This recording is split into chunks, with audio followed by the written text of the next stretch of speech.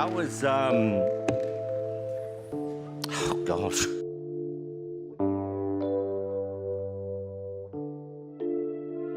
Simon Cowell, the man who made millions of dreams come true and crushed just as many with a single line.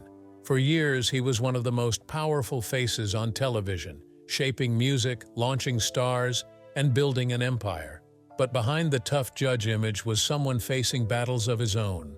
From health scares to personal struggles, Simon's journey has been far from easy. At 65, his life looks very different from the one fans remember, and it's a side many never expected to see. Join us as we uncover the highs, lows, and heartbreaks that define his story. Early life and family roots. Simon Philip Cowell was born on October 7, 1959, in Lambeth, London, and grew up in Elstree, Hertfordshire. His family background was a mix of cultures. His mother, Julie Brett, had been a ballet dancer and was also a socialite.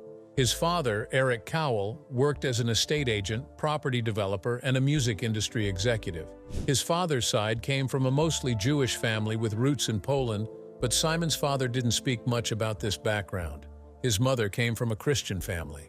Simon wasn't an only child. He had a younger brother named Nicholas, 3 half-brothers named John, Tony, and Michael, and a half-sister named June. As a boy, Simon moved through several schools. He attended Radlett Preparatory School, then spent a year at Licensed Victualers School in Ascot, and later went to Dover College. He didn't finish everything there, but managed to pass English language and literature. Later, he went to Windsor Technical College, where he earned another qualification in sociology. Like many young people, Simon tried his hand at different jobs. He worked briefly as a runner on the set of Stanley Kubrick's horror film The Shining in 1980, but he didn't get along with colleagues or bosses. His father eventually helped him get a job at EMI Music Publishing, starting in the mailroom. But even there, Simon struggled to climb the ladder. He didn't get the promotion he wanted and left to try other things before returning to EMI. His early years were full of trial and error, but they shaped the drive and toughness he would later become known for. What came next would test him even more, pushing him to the edge of financial collapse. An early taste of success and a harsh fall. In the early 1980s, Simon decided to branch out on his own. He left EMI and first formed E&S Music with his old boss, but that didn't last long, and he moved on to start Fanfare Records in 1985. At first, things looked great. He had early hits like So Macho by Sunita, which gave him a boost. He even started to taste the sweet life of success. Once I started to make some money, I bought a Porsche, bought a house, Simon shared in an interview with Fortune. But the success was short-lived.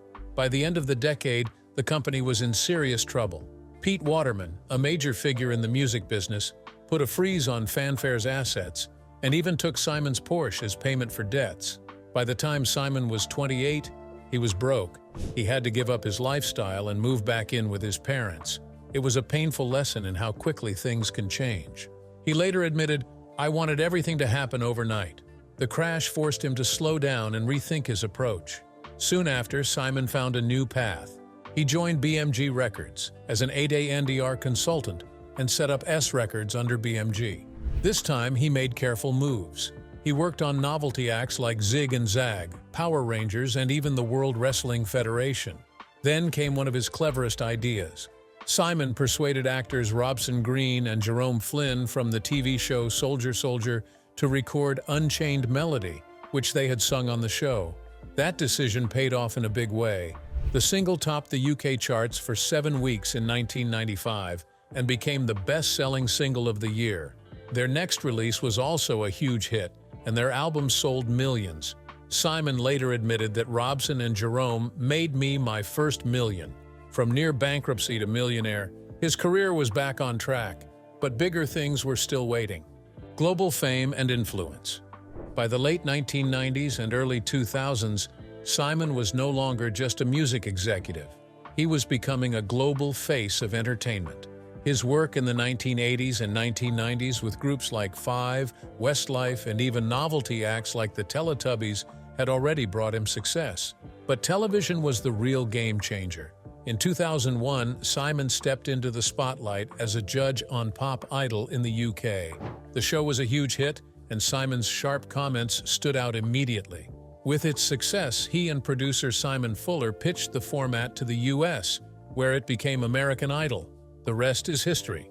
From there, he created The X Factor in 2004 and Got Talent in 2006. Both shows became massive franchises, sold around the world. On these shows, Simon became famous not just for his business skills, but also for his personality. His comments were blunt, sometimes controversial, but always memorable. He mixed sharp criticism with witty remarks, and audiences couldn't get enough. At the same time, Simon continued building his record label Psycho Music, signing huge acts like Little Mix, James Arthur, Leona Lewis, Fifth Harmony, and One Direction. His influence stretched far beyond television. He was shaping the entire music scene. Time magazine twice named him one of the 100 most influential people in the world. In 2006, the British public placed him among the 50 greatest stars of TV. The Daily Telegraph later ranked him as one of the most powerful figures in British culture. Awards also followed. He received a Special Recognition Award at the National Television Awards in 2008, a BAFTA Special Award in 2010, and a star on the Hollywood Walk of Fame in 2018. By then, Simon had reached the peak of fame, money, and power. All of this made Simon Cowell incredibly wealthy and internationally famous. But behind the fame and success, his life was not as perfect as it looked. There were moments of heartbreak and struggles that many people never saw. Heartbreak of losing his parents. Simon Cowell was always close to his parents, Eric and Julie. They supported him through the ups and downs of his career. But tragedy struck in 1999 when Simon lost his father. At the time, Simon was celebrating a big moment in his career. The group Westlife, who had signed with his label, had just scored their first #1 single. Simon was in Germany at a conference when he got the news that his father had died from a heart attack. He rushed back to England, but nothing could change what had happened. It was the longest trip home. That flight, it was bad, Simon later shared on the Diary of a CEO podcast. He admitted that he never expected such a loss. At that point in my life, I just believed my parents were going to live forever, he said. What made it even harder was knowing that his father never saw the massive success that was about to come. Just months later, American Idol would launch and make Simon one of the most famous people on television. His father never got to witness that chapter of his son's life. In 2015, Simon suffered another devastating loss when his mother Julie passed away at the age of 89. When I lost my mom, it was the most devastating thing that ever happened in my life. It was as bad as things could possibly be, Simon explained. He described how close their bond was and how losing both parents left him deeply shaken. Their deaths marked two of the most painful moments of his life, and they changed him in ways that few people watching on TV could understand. But as Simon dealt with this grief, his personal life also took some complicated turns. A complicated love life. Simon's relationships have often made headlines, sometimes for reasons he would rather forget. In the early 2000s, he dated English presenter Terry Seymour, and their relationship lasted several years before ending in 2008. After that, he became engaged to makeup artist Mejgan Husseini in 2010. At first, Simon seemed sure about the future. "I think she's the one," he said on the British TV series Life Stories. "You know when you found somebody very special." But the engagement didn't last. By 2011, it was over. Simon and Mejgan split up in August, a source confirmed to the Daily Mail. Simon himself later admitted it wasn't meant to be. He described it as quite a complicated relationship and admitted, "We have had a break from each other, and we are still incredibly close." Reports suggested the turning point came just months after the proposal. A delay in Simon's work schedule on American Idol led to a heated argument, and cracks in the relationship grew from there. Looking back, Simon was brutally honest about it. "I've made a big mistake," he told friends, admitting that getting engaged was not the right move. Later, he explained, "We came to the conclusion that I'm a hopeless boyfriend, and I don't blame her." His personal life remained under the spotlight, and in 2013, another story shook the headlines. That year, Simon began dating Lauren Silverman. The situation became complicated because Lauren was married at the time to Andrew Silverman, a man Simon considered a friend. Andrew filed for divorce, naming Simon as a co-respondent. Soon after, the news broke that Simon and Lauren were expecting a baby together. Simon tried to keep things respectful. "There are a lot of things I will eventually clear up when the time is right, but I really have to be sensitive because there's a lot of people's feelings involved here," he said. The Silvermans issued statements focusing on the well-being of their son, and eventually, the divorce was settled outside of court. In 2014, Simon and Lauren welcomed their son Eric, born on February 14th. Years later, in 2022, they confirmed their engagement, proving that despite the rocky beginning, the relationship had endured. But while his personal life brought both love and controversy, his emotional struggles were far from over. Depression behind the spotlight. When Simon lost his mother in 2015, it hit him harder than anyone could imagine. On the outside, he was still the confident TV judge, smiling and cracking sharp remarks. But inside, he was falling apart. On the Diary of a CEO podcast, he opened up about how badly he struggled. "When I lost my mom, it was the most devastating thing that ever happened in my life," he admitted. The earlier loss of his father made the pain even heavier. He described the feeling as final, like a door closing on the most important part of his life. What made it worse was the pressure of having to stay in front of cameras. "I felt like a clown because I'm dying inside, and yet I've still got to do what I'm being paid to do as best as I could," Simon said. As the depression deepened, it began to show in his lifestyle. He gained weight, ate unhealthy food, and slipped into odd sleeping patterns. He would stay awake until the early morning and then sleep through the day, calling himself a vampire. He admitted he was on a downward spiral. "I lost everyone, you know. I've lost my parents. It's finality now. What I said about the material things I've got, everything just meant nothing at that point." For someone with so much wealth, power, and fame, Simon felt empty. He confessed, "I was very successful, but I wasn't happy. I really wasn't happy." At one point, he revealed, he didn't even care if he lived or died. "If I had got hit by a bus the following day, I'd be dead. But I wasn't worried about anything like that," he said.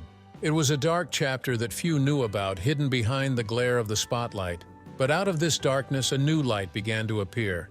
Finding light through family. Even at his lowest point, something happened that pulled Simon out of despair. In 2013, his partner Lauren Silverman became pregnant, and their son Eric was born the following year. For Simon, this was life-changing.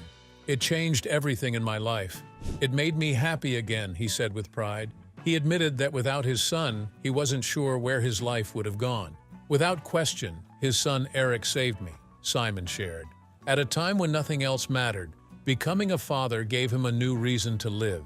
He explained that during those dark years he could hardly remember everything that happened because of how low he felt. But when Eric arrived, things shifted.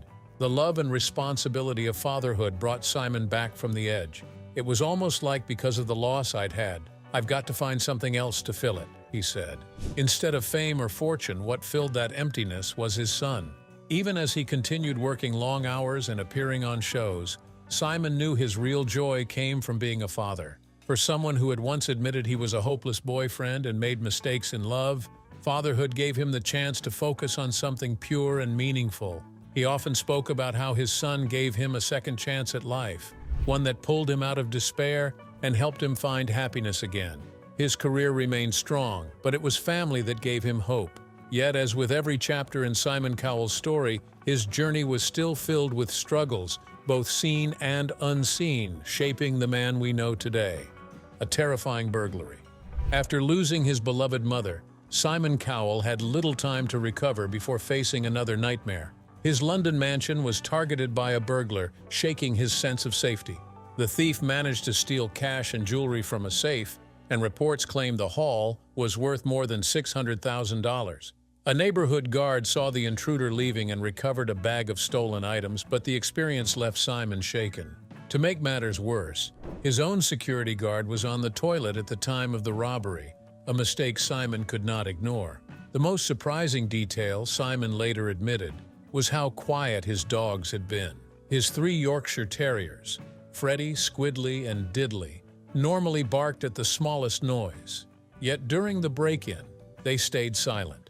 Usually Squidly, Diddley, and Freddie never stopped barking, but this is the first time they didn't make a sound, he told the Daily Mail. Shocked, Simon decided to bring in other dogs that would bark to protect him, But the real fear went deeper than stolen items. "The most frightening thing is someone has been in your house," he said, pointing out that the burglar seemed to know details about his home. Police later caught the thief, Darren February, who already had a long list of convictions. In 2017, February was sentenced to 8 years in prison. He had even killed a motorcyclist just days after the robbery. While justice was served, Simon never forgot the fear of having his home violated. But just when things seemed to calm down, another shocking moment nearly changed his life forever. A shocking accident. In 2020, Simon was at his Malibu home when he decided to test out his new electric bike. It should have been a relaxing ride in his courtyard, but it turned into a disaster. He fell off the bike in a freak accident and broke his back. The injury was so severe that doctors needed a 6-hour surgery to insert a metal rod into his spine. For someone so full of energy, it was a brutal wake-up call. Simon tried to keep things lighthearted, posting a tweet soon after. "Some good advice. If you buy an electric trail bike, read the manual before you ride it for the first time," he joked. But behind the humor was real fear. A year later, he admitted how close he had come to being paralyzed. "It could have been a lot worse. When I saw the x-ray, I really nearly smashed my spine to pieces, so I literally wouldn't have been able to walk," he told Extra. Even as he recovered, Simon confessed the pain had changed him. "It was painful, it wasn't great," he admitted in 2023. Yet, in true Simon style, he wasn't ready to give up his love for bikes. "I'm still going to stay on my bike," he told NBC's Today. "I'm obsessed with these things." His determination showed strength, but it also led him into more trouble, because just 2 years later, another crash sent him back to the hospital. Another painful crash. True to his word, Simon continued cycling. But in February 2022, disaster struck again. This time he was riding in London when his bike slipped on wet pavement. He went flying over the handlebars and landed hard in the middle of the road. He went flying over the handlebars into the middle of the road and is lucky to be alive as he wasn't wearing a helmet. There was blood pouring from his face, a source told the Mirror. The crash left him with a broken arm and more scars to his body. Speaking about it later, Simon admitted the truth. "I'm a bit of a nutter," he told the Mirror. "I'll definitely wear a helmet next time." On the red carpet, he described the accident as a stupid accident and was mostly annoyed because he couldn't ride while his arm was in a heavy cast. "It was just annoying, mainly because I couldn't ride my bike," he said. Still, he recognized how lucky he was once again. "I mean, I broke it pretty bad, however, it's healed. I didn't have to have an operation," he explained. "But the injury could have been much worse. I was lucky, because I nearly snapped the ligament. If you snap ligaments, then that's bad." Even with 2 serious crashes in just a few years, Simon refused to give up cycling completely. For him, it wasn't just a hobby, it was an obsession. But while his personal injuries were hard enough, Simon also had to deal with heartbreak connected to his work. Mourning the stars he discovered. Over the years, Simon has met and worked with countless performers through his shows. Many of them left lasting impressions on him. Sadly, some of those bright stars died far too soon, leaving Simon heartbroken. "Unfortunately, it happens too much over the years," he admitted in an interview with People.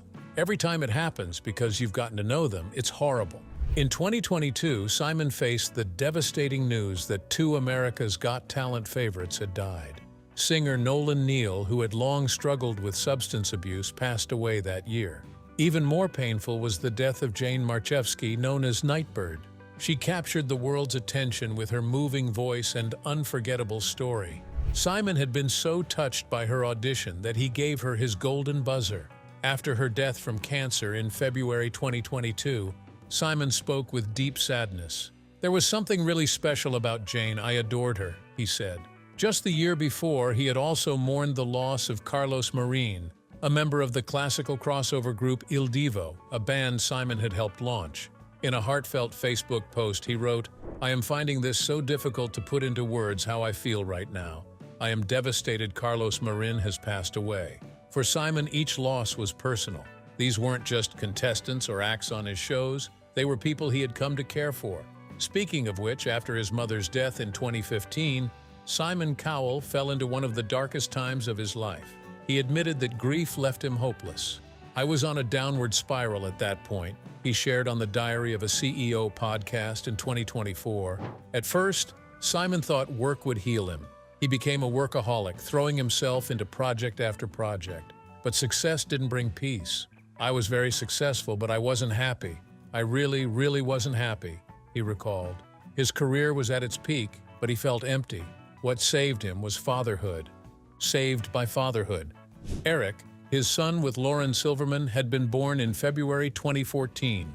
His arrival gave Simon a reason to keep moving forward. "I really, really had reached the point where nothing mattered," Simon admitted. "Even to the point that I almost can't remember everything from that period." But Eric's presence changed everything. When asked if his son had saved him, Simon didn't hesitate. "Without question," he said, "it made me happy again." Fatherhood gave him joy, but also fears. In an interview with the Daily Mail, he admitted, "There are two things that worry me about him growing up. One is stress. Children are under so much stress, with homework, pressure. I really don't want that for him. The second thing is bullying. It terrifies me. If there's even a whiff of it, I don't think I could handle it." This was one reason he didn't call him Simon Jr. Instead, Eric was named after Simon's late father. "It would have been too much to inflict Simon on him," he joked. Still, Simon often said being a dad brought him joy. In 2023, he even thought about another child. "So look, will it happen? I don't know," he said, "but I would love another kid. I really like being a dad." His son gave him purpose, but fame brought other trials he could not avoid. Rumors, hoaxes, and public scrutiny. Simon's fame has made him a target of cruel hoaxes. In 2022, a shocking post spread online showing a fake photo of Bill Clinton standing by a casket with Simon's picture beside it. The caption announced his death, but it was a scam that sent people to malware sites. The photo was actually from Clinton attending the funeral of baseball legend Hank Aaron, altered to include Simon. Sadly, it wasn't the first time. Back in 2015, a fake video circulated claiming a Britain's Got Talent contestant shot himself after one of Simon's harsh critiques. The video was stitched together from different clips with a gunshot sound added. As Snopes explained, the video clip is an obvious fake. Simon carried on, but the hoaxes showed how exposed he was. Along with rumors came constant scrutiny about his changing looks. In June 2025, Simon appeared in a video for the Britain's Got Talent final. Fans focused less on the show and more on his face, saying he looked like an AI version of himself. Comments were turned off after the backlash. Simon has been open about using Botox and fillers in the past, but he has denied surgery. "I think it's hysterical. I mean, it just makes me laugh. I haven't had a facelift or anything," he said. Still, he admitted mistakes. "There was a stage where I might have gone a bit too far. I saw a picture of me from before the other day and didn't recognize it as me first of all." Eric was in hysterics. "Enough was enough. There is no filler in my face at all now. Zero. A face transformed." Simon has spoken openly about cosmetic treatments, once even revealing a 2,000 pounds procedure called a silhouette soft lift. Threads were sewn into his face and neck to pull back sagging skin. "For me now, it's all about having clean skin. If you have clean skin, you look better. But you have to be very careful with some of this stuff," he said. He also admitted too much Botox once left him looking like something out of a horror film. That pushed him to scale back, choosing instead to focus on diet and water. "Enough was enough," he said firmly, but experts have offered their own opinions. In 2024, cosmetic surgeon Professor Ulas Raghavan suggested Simon may have had Botox on his forehead, fillers in his cheeks, and possibly a facelift or brow lift. He also pointed to eyelid surgery as a possibility. Looking at Simon over the years tells its own story. In the 1980s, before fame, he had a fuller face, natural hair, and a youthful look. By the early 2000s, during Pop Idol and American Idol, he had sharpened his style, but still looked natural with light signs of age. By the 2010s, though, his face appeared smoother, with fuller cheeks, sparking talk of procedures. Whether through treatments, diet, or both, Simon's face has transformed as much as his career. Just as the world once judged his harsh words on stage, it continues to judge his appearance today. Today, Simon Cowell is still on television as a judge on America's Got Talent and is also working on a new 6-episode Netflix docuseries, Simon Cowell: The Next Act, set to premiere in December 2025, where he leads open casting calls to create the next global boy band. Do you think Simon Cowell's transformation over the years has been for the better or not? And are you excited to see him take on his new Netflix project to find the next global boy band? Share your thoughts in the comments below. And don't forget to hit like, subscribe, and stay tuned for more incredible stories from Hollywood's fascinating history. See you next time!